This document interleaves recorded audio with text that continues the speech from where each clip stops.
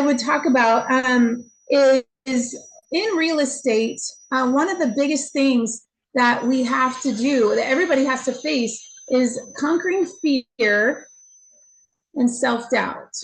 I think just as humans, we struggle with fear and self-doubt.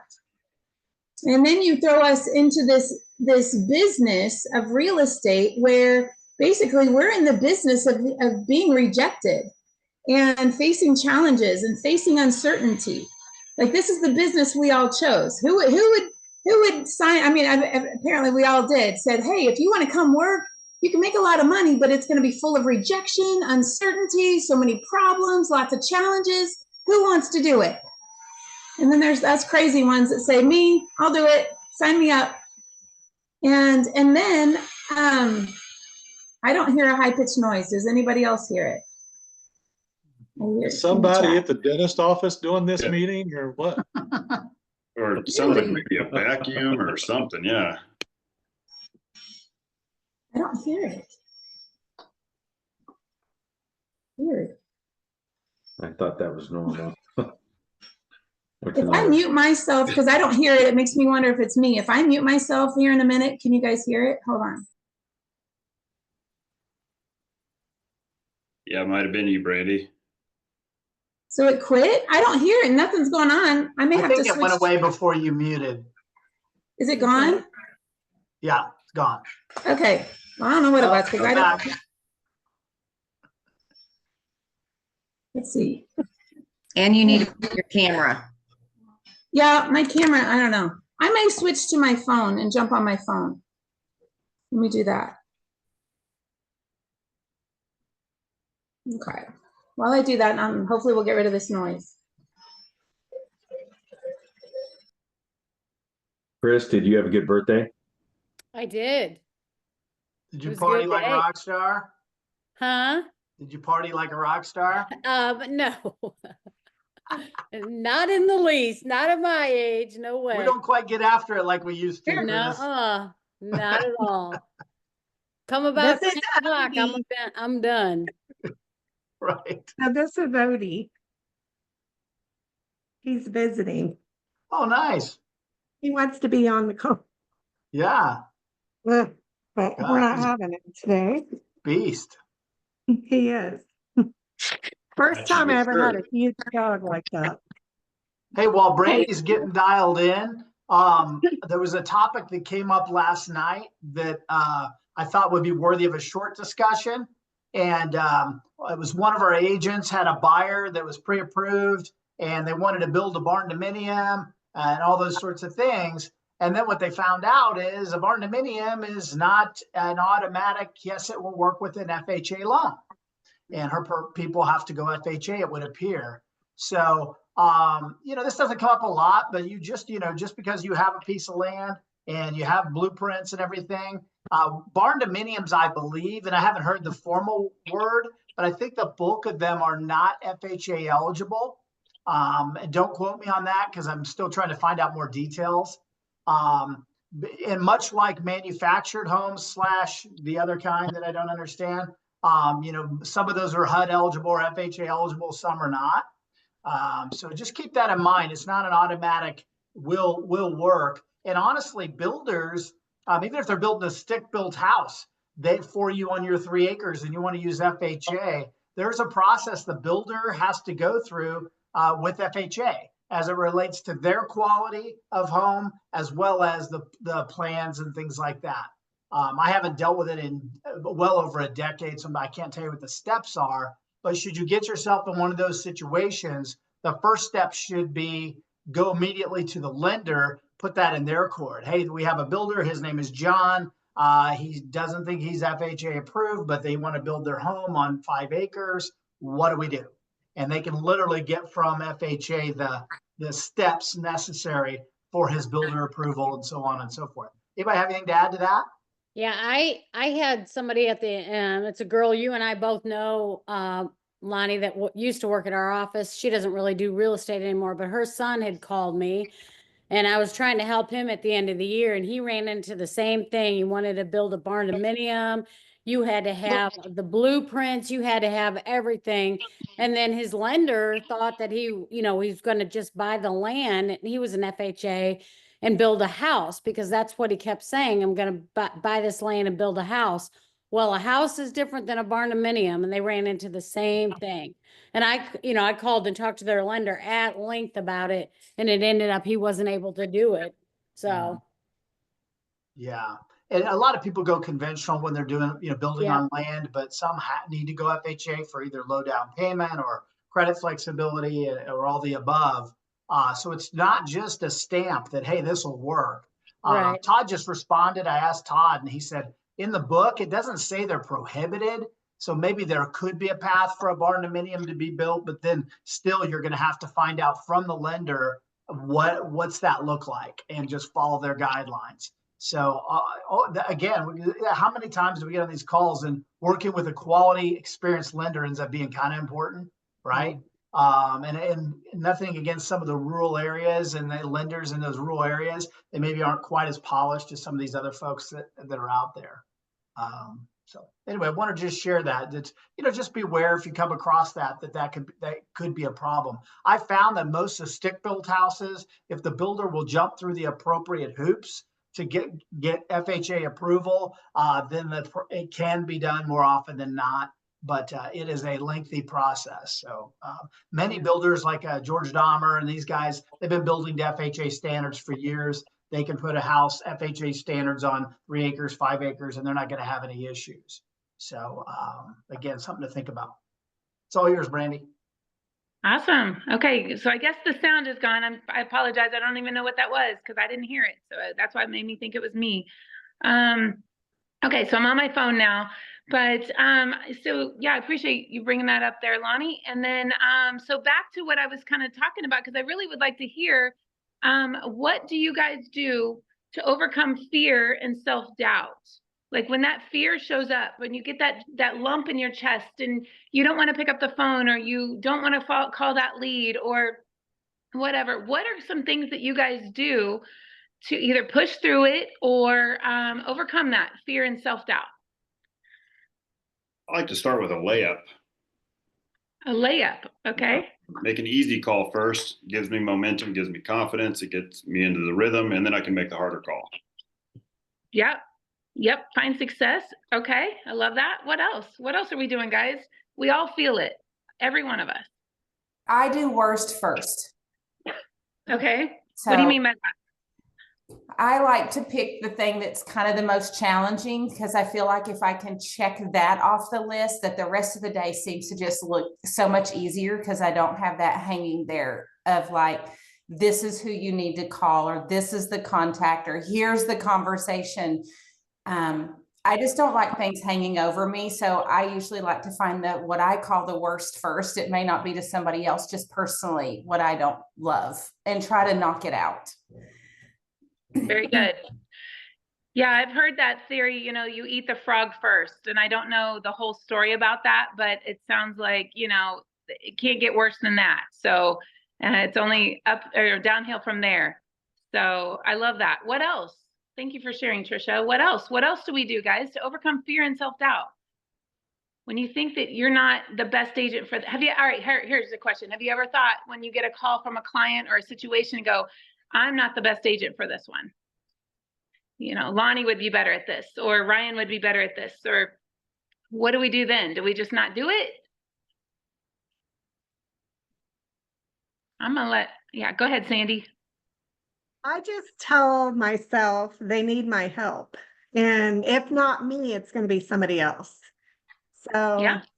You just got to dive in and, become their, the help they need, like the resources, give them the resources, the expertise. Like, we're all great realtors.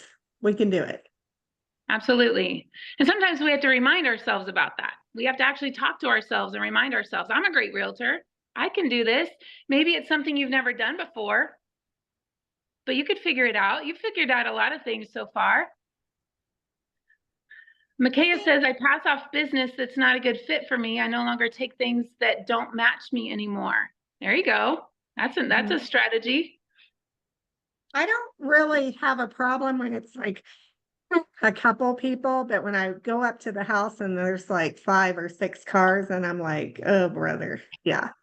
Then I might get a little nervous because you're talking to so many people, it's exhausting feeling. Yeah. But I just try to stay with who is really the decision maker here. And I'm Yeah. fine. Focus on the 2 people or 3 people. Very good. I have some thoughts here. I definitely want to hear what y'all think, but a lot of times fear, when we run into fear focuses on the what ifs. What if this happens? What if that happens? What if they ask me questions I can't answer? What if I run into something I am not qualified to do, to answer on? Maybe I've never, sold big acreage, or I've never sold a new construction house, or I don't know, it could be anything. Or maybe I've never sold, like I posted this house this morning down in Ozark, Missouri. It's a $6 million house. It's gorgeous. And I just, what if someone came to you and say, hey, I want you to list my $6 million house? Would you do it? Could you do it? And, you might feel a little ill-equipped or unprepared or unqualified, but there's a reason you got that call. And so a lot of times fear focuses on the what ifs. And so in the worst case scenarios, and we all know that most of the time that stuff doesn't even happen. But we're really, really good at coming up with the what ifs and all the things that can go wrong. And so it's about reframing it. And what if we look at it and we actually, Caesar and I, we used to have a friend that said, hey, fear is just excitement in disguise. It comes across as fear and we think it's fear, but what if you reframed it and go, wait, this is excitement that I'm feeling? Then it changes it.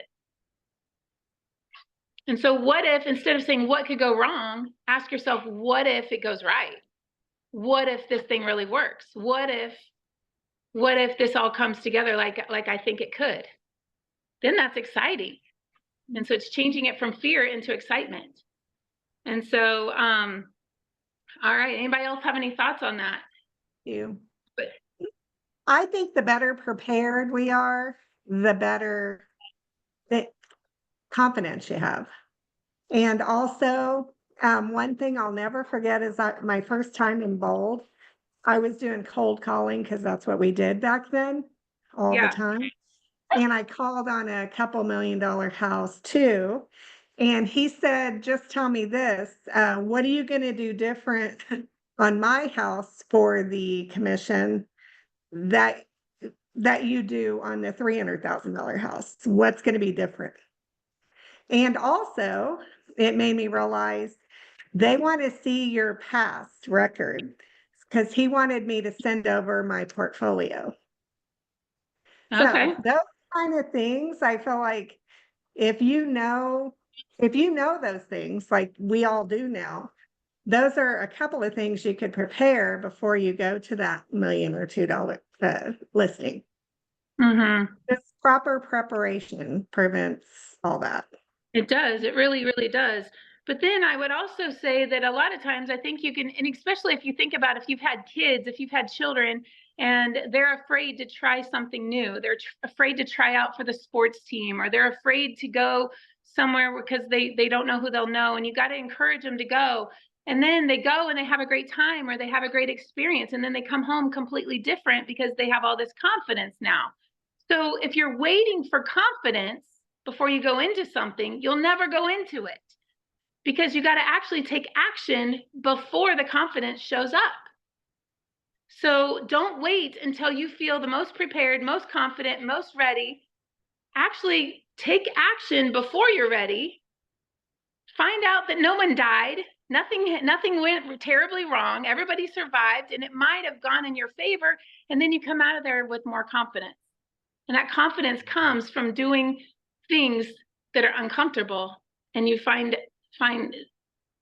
success while doing it. And the more you do things, the more it gets easier. So whatever it is in your life, don't let fear stop you. We were at family reunion, and we heard from the keynote speaker. Her name was Jamie Kern Lima. She created a cosmetics company in her living room, and she ended up selling it, I don't remember for how many billions of dollars.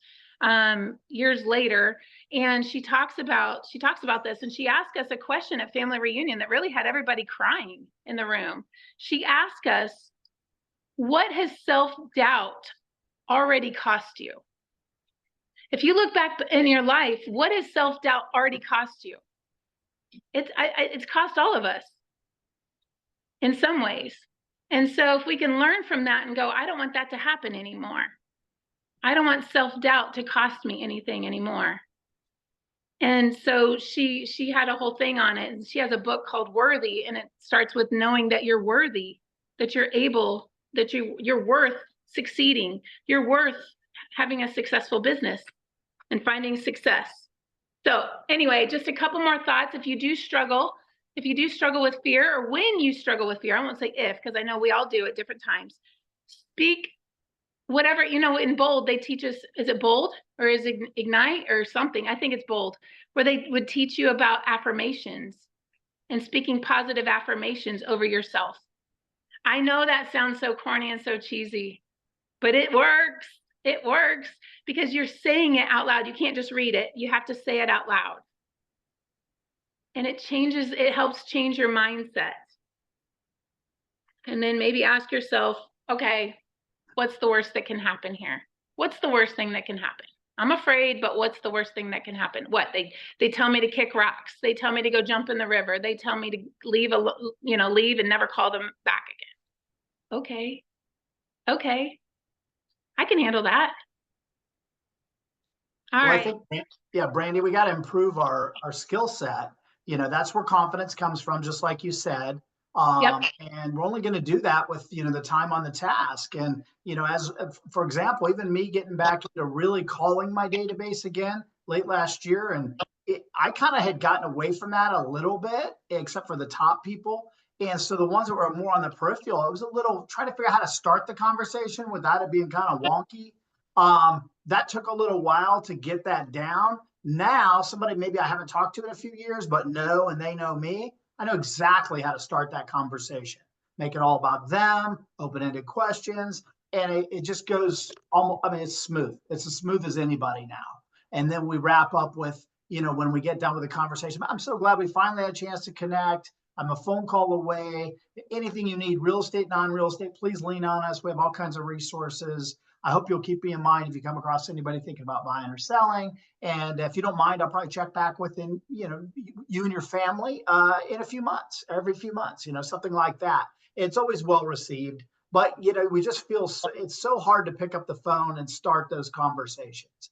But expect to fail a little bit, expect to stink, expect to have maybe a bumpy one or two. So what? It's at least you know where you stand with the people, right? That's all. Absolutely. I love that. And John Mooneyham there in the chat. John, are you still on here? Yeah. You want to talk? Yeah, I love that quote. Explain what that means to you and how that hits you. Well, I think I think a lot of us that have failed a lot of times in life, right? All of us have, but we all have a different story. So, a lot of that was due to regrets, right? Or to indecision, or maybe not the right decision at the time. And so that trains your mind. Eventually you get tired of that. So you start going, okay, what do I need to do discipline wise? What do I need to do training wise? What do I need to learn? How do I need to grow? And to me, that's what that means. When you think the price of winning, well, those are all the things that allow us to win for our people, right? In a professional sense, is training and market center and leaning in and going to, mega camp or the bold or whatever it is. Well, those things all cost us our most valuable asset, which is our time. Mm-hmm. That's what winning is costing you your time.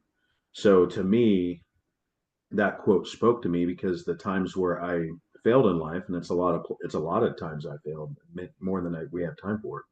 But the reality of it is the bill for regret was because I wasn't doing the right things at those times that I failed, or I wasn't growing in the right way. So now I work very, very hard to try to grow in the right way in our business. Just what we're talking about, business and in life, right? As a dad and all those things. But it's going to cost us the most valuable thing that we have, and that's our time. In my view, that's what that says to me. Absolutely. I think we can all agree that, you know, sometimes the price of winning is high. You do have to, you know, think about what a you know, an all-star team that's winning, a championship team of some kind. They put in a lot of practice. They put in a lot of time. They sacrifice. They don't get to hang out and go do all the things that everybody else gets to do.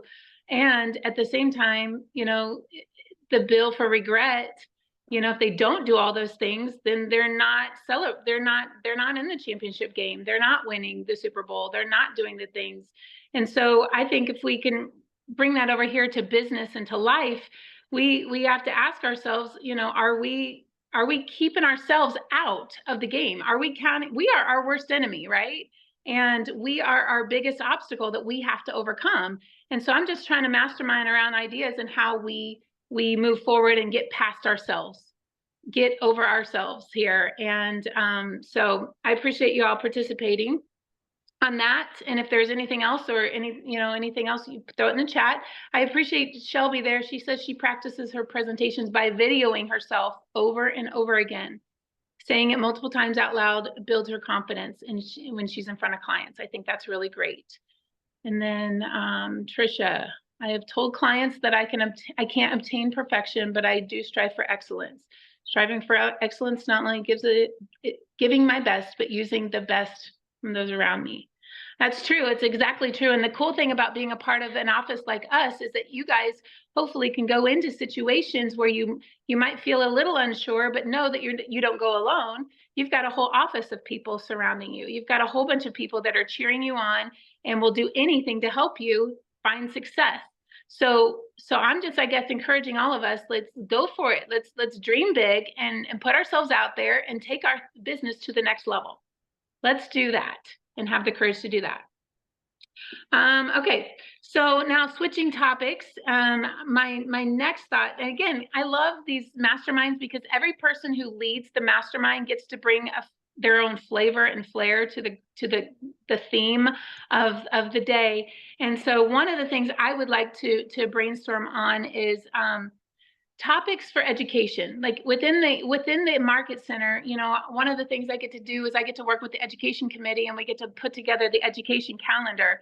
And I would like to hear from you guys, what kinds of topics or classes or what would you like to see us train on? Where do you feel like we have gaps and that you would like to see filled with our education calendar? Anybody have any thoughts? Well, I'm loving that Monday class. I can't wait. How the AI. Lonnie did a great job. I was like, wait a minute. I had to watch it like 2 or 3 times. I was like, is that him?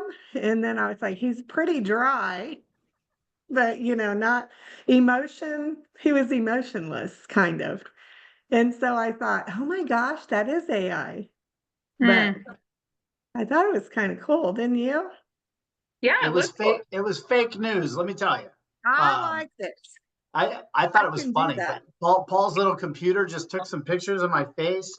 It had me say some sentences that had nothing to do with that message, and just to get your kind of way you deliver and all that nonsense. Mm-hmm. And it spits that out. And I was just like, I was kind of creeped out by it, to be honest with you. I like the way it said, "I won't be there." Yeah, the class. I was like, okay. I think that was a Paul thing. But you know, just not to change the subject, but this is an example of where, what if that came to one of my buyer clients and I was telling them, hey, go ahead and give me your wire information. I'll give it to, you know, whatever. They could easily be fooled by that. Right. So same thing. That's and it can be done at a much higher level than it was done on that. So, you know, beware. Yeah, I think it's a little scary. It is. The unknowns of it are scary, but I don't mind. I mean, what people can do with it, if you're ill-intended, if you're an ill-intended person, just kind of like what Lonnie was referring to, it can wreak havoc in someone's life. It's a little scary to me. So, I mean, I think it's cool what it can do to a certain extent, but it's a little scary. Yeah, I think it can take us back a couple steps to face and paper, maybe a little bit. I don't know where it's gonna land, but yeah, Yeah.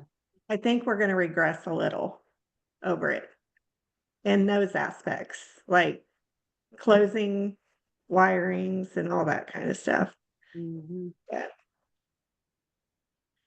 All right. Well, I'm looking forward to the class Yeah, as well. back to the question. What's the, Yes, what was your question, Brandy? I'm sorry. I forgot. No, you're fine. No, the question was like, what kind of education and classes would you like us to train on?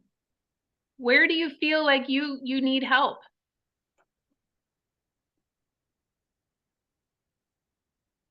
Does this mean we're doing a great job and there are no gaps? That's Nobody has awesome. gaps. Okay.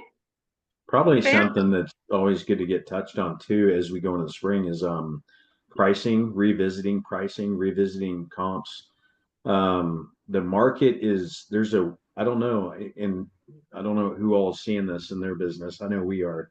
I think I don't know how to say this. I think it's never been more hyper local, even to the neighborhood. Like Lee Summit's a great example of this. Like you could have two neighborhoods that have two different pulses or activity markers that are less than 2 miles apart. You know, and like one's a hot neighborhood. It's a 3 to 6 day market. And then another neighborhood, you got a listing or potential listing coming in, and you start looking at the data on it, and it's more like 30 to 60 days on market in that one neighborhood. So I don't know if that makes sense, but we're seeing that Pleasant Hill as well. It seems like some list, it's just, I think it's weird. It's like everybody's getting more focused in our feedbacks on our listings too, especially with quality and like what does the home need. And if it's going to be near that top of the range on that pricing range, we always talking those, like Lonnie talks about, Ryan, we always talk in ranges, but if we're going to be in the top portion of that range, we have to be top quality or the market rejects us, or we're waiting on that one person that sees the world exactly the same way that our sellers do. But that's what I would say, because I struggle with that. I have to constantly be stopping my Lonnie's or Ryan's or calling someone at another office I know that sold in that neighborhood or had a comp. But that's something that I know we strive hard to stay up on. Is that due to Lee Summit specifically? Is that due to school districts? I mean, because if you have a west subdivision, obviously that's a highly sought after area. Yeah, that's our experience too, Rusty, and I think location. There's almost a different marketability to say the original side of Lee Summit, so to speak, like the old, like the original kind of core Lee Summit, and then when you get out like Winterset Valley, totally different approach with some of those, and some of those young professionals looking at those listings. That maybe they're stepping up to the next house from their starter house from a different community, but some of them are looking at that as a starter house, and some of those are $500,000, $600,000 homes in there, But then the other side of Lee Summit, the 300, 250 to 350 range, or 400,000 or less, I should say. It's much like we always talk about. That's the, like to have a dozen of those, right? Right. But yeah, I think all those factors go into it, but it's like, it's hard to describe. It's like, there's all these variables. It's almost like we got to get even more micro into, at least in our business, that's what we're finding. But I think Lee Summit in particular, it's such a big area that you can typically find comps within a neighborhood, you know what I mean? And I think starting there is a best bet. I always try to start as focused as I can be. And then if I have to step back and go wider, I'll do that. But especially in Lee Summit, and I sell a lot of houses in Lee Summit, but you have to, there are, you can cross a road and you're in a totally different price bracket. And I think it's just the size of Lee Summit, and it's the age of Lee Summit too, so. yeah, lastly, just the quality. If our people aren't willing to do the work and we're not completely updated, we've got to change our conversation that we're having, James and I, with our people to say, here's the range.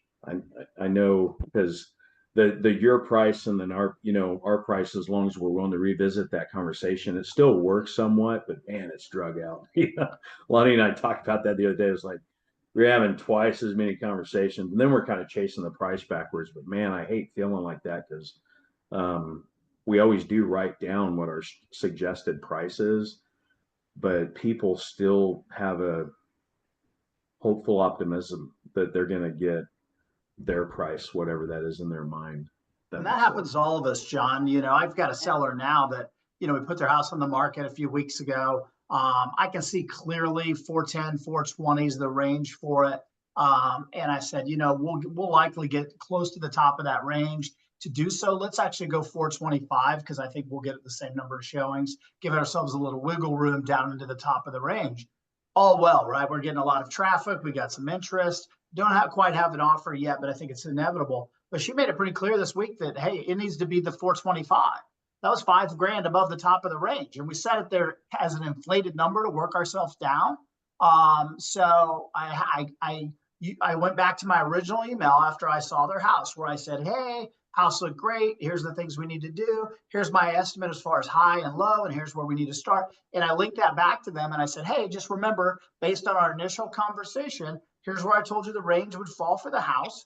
And here's why we suggested put the list price that we did, is kind of teamifying it. So do know we purposely listed at this price to have some wiggle room on the way down. And then once they read that, they moved off of that totally. So but I had to remind them, because they had that number in their head, that, oh my gosh, we're going to get this. That number was a little bit of a wishful thinking number. So sometimes we price to make them happy, so to speak. But we have to then be able to defend the initial conversation. All right. What other classes, Brandy? Pricing is probably the one people ask me about more than anything. Right. Yep. I got it on the list here. Will we be able to get a luxury class in this year? Again, I know I feel like we just had that opportunity somewhere, but. Sure. We can definitely look into that.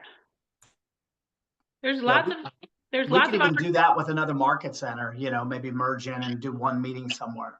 I know KW Overland Park is doing one. We sit in on their meetings on Tuesday morning, so yeah, I can relay some information too on that. Yeah, I know their luxury people pretty well. We obviously don't have a lot of luxury deals compared to maybe some of the market centers, but we're getting more and more. We had more last year than we've ever had before. So, I think it's an important market to at least understand, especially the luxury, not just 750, which is kind of, I think, where they're using as a guideline, but, when you get above $1 million and all that, how are those deals different? Are they different? That sort of thing. But we had more million plus deals last year than we had. I think it was like 4 years combined. That's a good thing. We love that. Yeah. All right. Looks like David, it looks like you have your hand up. I do. Thank you, Rusty. Because that's a different conversation depending on your client and where they're at with income. That's real valuable. And then related to that is, and I'm going to regret saying this maybe, but maybe a class where we are doing mock listing meetings or buyers meetings where we're having to, dialogue, and change roles on that. That's what I need practice on, just that, going back and forth and practicing getting feedback on your presentation and things of that nature. I like it. Yeah, that's like a little workshop almost, have people sitting across the desk from each other practicing. You can't really do enough of that. Again, you can skin your knee in the training room, you can skin it at their kitchen table. You pick.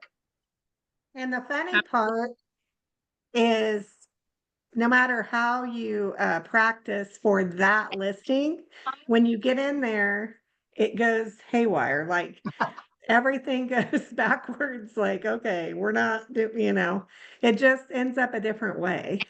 Yeah, But at you're the end of right. the day, you're skinning the cat the same way. I mean, you are skinning the cat just a different way. How about that? Sure. So, Skinning cats, skinning knees, just start yep, skinning. it's, But the more we practice, the more tools we have in our toolbox, so to speak. yeah, And of course, you have to adapt depending on the situation, on the client, on their objections, as Shelby noted. But you know, you've got again more instruments, more tools at your disposal that you're confident to use. yeah. Absolutely. Yeah. Yeah, we always like to say you want to don't practice on your money. So don't practice at the kitchen table of your clients. Practice in the training room. Grab a friend. Yeah, absolutely, David. I think that honestly, every single one of us could benefit from that class and get a little bit. Never hurts. Yep. Yep. So, okay. Well, very good. Now something else, switching gears a little again, would be, I think we're starting to see multiple offers again. Here it is, March. I think the spring market is heating up again. At least this is what I'm seeing within the agents in the coaching program. And they're writing offers in multiple offer situations already. And we're hoping, well, if you're on the seller side, you're hoping to see a lot more of that. And we might, as you know, the weather warms up and the spring market really takes off. So here's my question: what's your favorite ways to win in a multiple offer situation? What are the must-dos that we have to do if we find out that our buyer wants a house that's got multiple offers on it already? What are your favorite ways to win? Go ahead. Yeah, first and foremost is meet the needs of the seller. You know, not a seller may not want a fast closing. They may want a slow closing. They may do a backflip for somebody that would close and let them rent back for, you know, a week or two to take the stress off of their life. Visit with the agent, find out what would be amazing for them, and then deliver, you know, along those lines. I so agree. We must talk to the listing agents. It's a must. I have learned that, Lonnie, from listening to you. So it's probably about the number one call I make. What is most important to your client? Like, what can I put on my offer to sweeten the deal that's going to make them, like, what is it they want? Absolutely. Must do. We must do that, guys. I think the first thing you got to do is make sure that your buyer client knows what tools you have in your tool belt and what their motivation is for using it. And I do like Jake's, well, have more money as an obvious one. So, but they got to know what you can do, what your options are, and what are they comfortable doing. So that's, I think that's where you start, even before you go after what works right for the seller. You got to know what we could be facing when we do go to the seller and ask what their motivation is. So it starts with your conversations up front and their motivation. Absolutely. It's a great point, Tony.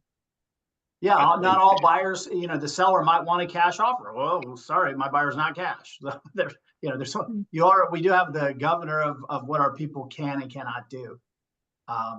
We won my deal I bought in Arizona. My agent was able to find out a little bit about who we were up against. She knew the listing agent, that kind of ended up helping us. But it was a mortgage deal, and we were borrowing money as well. And so, you know, I'm assuming that the people are probably putting more down than we are. I didn't know that, but I was just kind of worried. So we came in with this, you know, what she thought, just her eyes got this big when I told her how much earnest money I wanted to put up.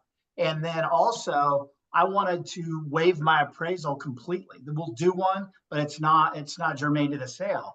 So in other words, if she's comparing my financing to the other people, there's an appraisal on the other people. There's going to be one on me. It just doesn't matter. Whatever it comes in at, we're going to close anyway.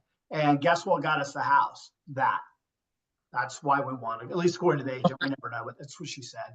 The fact that you appease their concerns as far as an appraisal. And we had full inspections and all that. Well, I'm inspecting the house. So you never know what's that one little trigger that's going to push you to that first position versus second. I'd say check with your lender too. If you have a conventional buyer putting a lot of money down, they may waive the appraisal anyways. Yeah. So, I mean, that's a pretty easy thing. If they're going to waive it anyways, it's pretty easy benefit to to add on to the offer. Great point. Yep. And since we Also all say know the that, closing dates are pretty, like, I know those are pretty simple, but having a flexible closing date, if you have a first time home buyer that's month to month or somebody that's not contingent, say, hey, your sellers can pick the closing date between these 4 weeks. Give us 2 weeks heads up before the closing, before we need to close, and we'll give you 48 hours to get out of your house if you need it. Like, just simple stuff like that. Being flexible is pretty powerful. and also, since we already know that the market's heating up and there's potential multiple offers, make sure that we educate our people on what that looks like. If they're going to be contingent or anything like that, and have a plan or a path to get rid of the contingency. Very So- good. Very good. Yeah, these multiple offer situations are very multiple layers. There's a lot of layers to it. It's not usually one thing that's going to push your deal over the line. I mean, it could be, but usually it's like the whole picture. It's, you know, what can we do with our financing? What can we do with the dates? What can we do with, you know, the possession date, the closing date, you know, all the whole picture. And I like what Tony said. And actually, Tony, I actually do this. And I think I've mentioned this before, but I actually have like a little menu of tools that we have to use in a multiple offer situation. And I'll show it to my buyer up front and say, these are the kinds of things that we can do to strengthen your offer. And then when it comes time to write the offer, we pull that thing back out. I literally have it on a piece of paper and they're numbered. And, you know, we say, which ones of these would you like to implement? So we know that we gave this our best shot, you know, and that buyer can feel like they gave, even if they don't get the house, that they really tried and they gave it their best shot. And so it does come down to their comfort level, of course, what they're willing to go for. Are they willing to shorten inspection periods? Are they willing to, you know, be flexible and all of that stuff? So they have to know what's possible. And then you can work together to craft the best offer moving forward. So anybody else have thoughts on? Yeah. I love that menu. I Yeah. don't know. I need to pull that out again. Yeah. Yeah. It's Yeah. come in handy. They'll, you know, I've had buyers say, okay, let's do number 1, let's do number 4, let's do number 7 and number 11, you know, or whatever. And then, okay, it helps brighten up that offer. It makes it a little easier. And then they know what we're doing. Don't you talk about pizza on your menu? Yes, Can you it's one of the elaborate? things. Well, when things were really crazy back in 2021 and every situation was multiple offers, absolutely, I got a little creative and started throwing in 2 large pizzas on closing day for the seller. It worked more than once. And if not, I got a good chuckle from the listing agent saying, hey, I like that, nice touch. But there's many times I bought a gift card for pizzas and delivered it to the title company so the seller could have pizza at closing day. Whatever it takes. And honestly, it was kind of interesting. I only had one lender asked me to take it off the contract. Otherwise, it stayed right on the contract all the way through. But yeah, just think outside the box. And then there was another time that I had in a multiple offer situation over in Greenwood.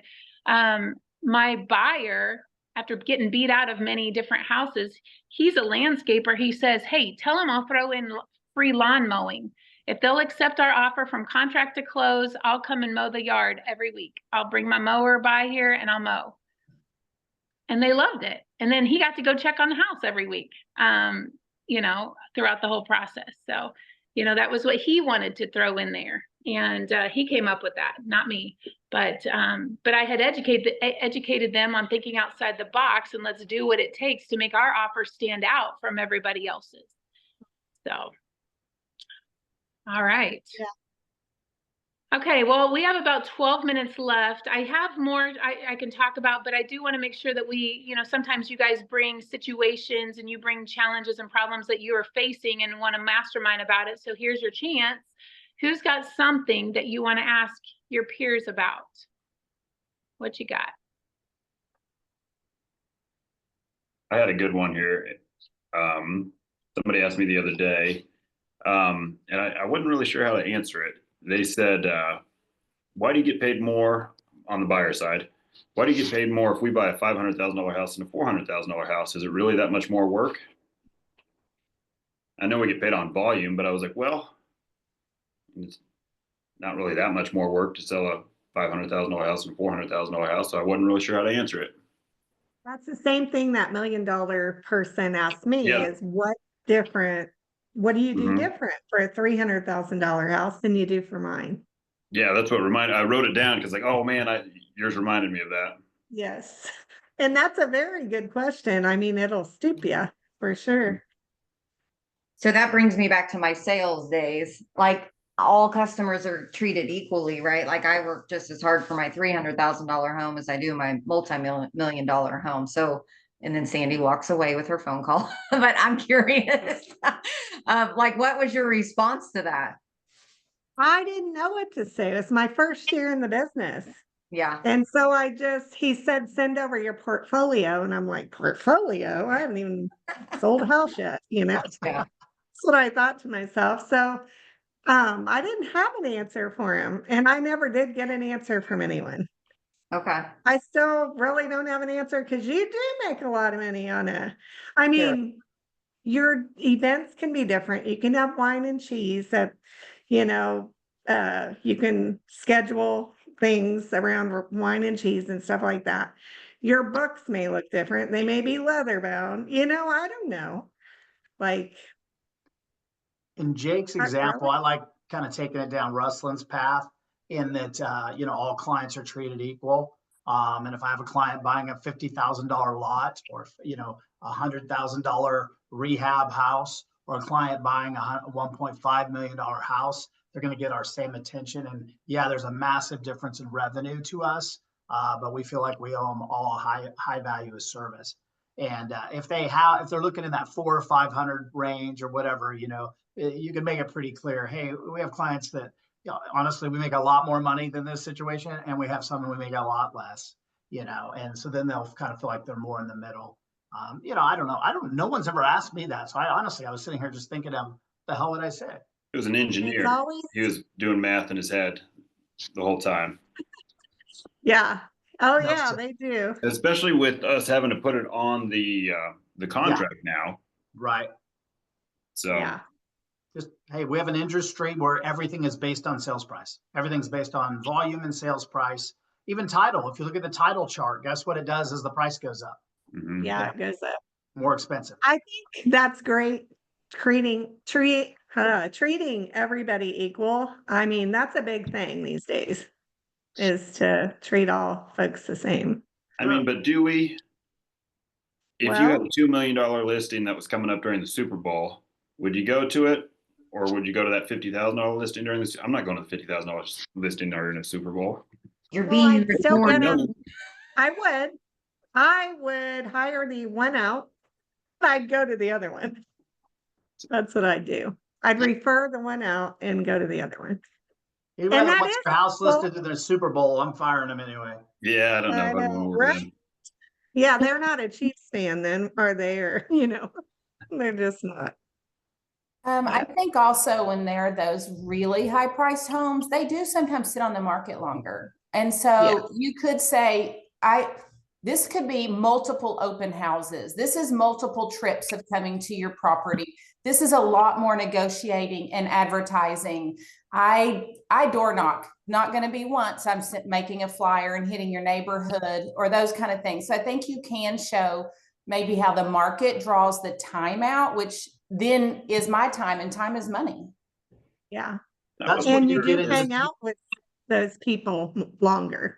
That's where you can sometimes get people that, especially the wheeler dealer car guys and maybe engineers even. Well, okay, Lonnie, based on that, then if it sold really fast, would you take less?